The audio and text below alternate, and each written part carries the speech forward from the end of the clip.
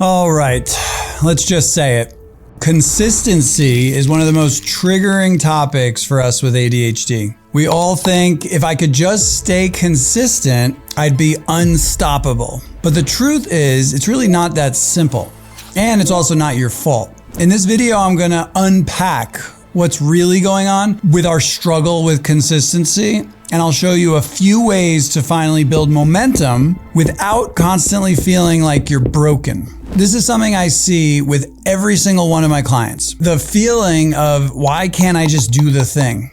Why do I fall off? Why do I always come back to square one? And for so many of us entrepreneurs with ADHD, it becomes a core limiting belief. This idea that if I could just be consistent, everything else would work out and I'd be totally fine. But here's the thing, and what I've learned, both in my own experience and coaching hundreds of entrepreneurs and founders with ADHD, it's not that we lack discipline.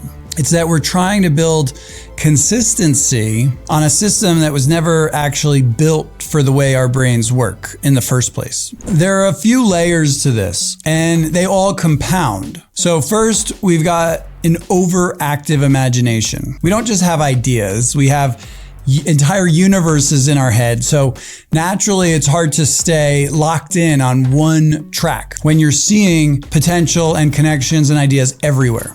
It's like trying to run a straight line through a fireworks show where every second there's something pulling for your attention. So, second is the novelty.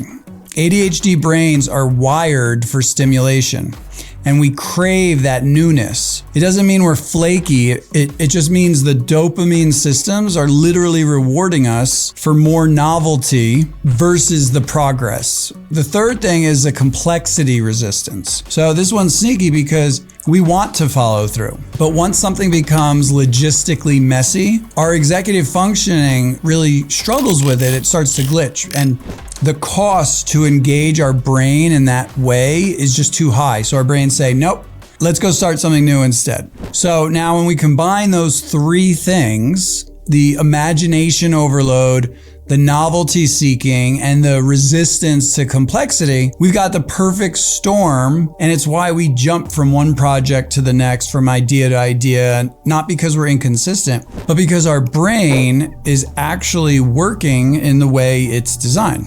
Here's a big reframe. You're not inherently inconsistent. You just haven't been measuring consistency in a way that aligns with how your brain is actually working. So let me explain. We think consistency means doing the same thing every day at the same time like clockwork. But for most of us with ADHD, that kind of rigid structure just creates resistance, not momentum. So we feel like failures because we don't meet some arbitrary standard of productivity. But if you zoom out, there are things that you have stuck with. There are patterns of behavior you have repeated. Maybe not daily or every hour, 10 minutes every day, not in like a linear way, but there's a deeper kind of consistency under the surface typically when we zoom out 5, 10, 20 years. The problem is the system that you're trying to fit in isn't really working. Here's what I've found for myself and then for hundreds of clients that actually builds sustainable consistency. Number one, systems that minimize the re-engagement friction.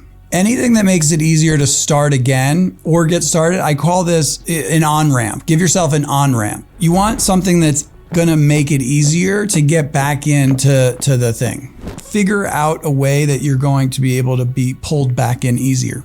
Another thing, number two, is the community visibility and accountability. When we're entrepreneurs building on our own, we can often feel alone. We don't have anyone watching us. We don't have a babysitter. And when you're building in a vacuum, it's kind of easy to drift off. But when other people can see what you're doing and you check in with them, you have accountability, we just show up better for others. Number three, flexible planning, not rigid schedule. I call it flexible structure. This is how we can adapt to our energy and our routines that don't make them break, but they need to be flexible so we can adapt. Number four, emotional safety to reset without the shame. I can't tell you how many of my clients deal with this. They end up having some moment of getting off track. The shame spiral builds up. So it makes getting back on track like really hard, because now they're beating themselves up. They're frustrated, right?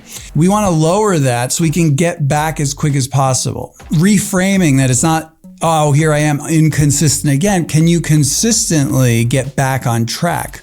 I've changed it for myself where the goal is not sticking to it. It's being able to rebound quicker. It's really not about trying harder. It's about looking at the whole system and thinking about it differently. So I talk a lot more about ADHD friendly systems, community accountability, and how to actually grow your business with ADHD without burning out and killing yourself and being overwhelmed. You can check out more of my videos, join my newsletter. I just want everybody to know you're building a business with ADHD. You are not broken.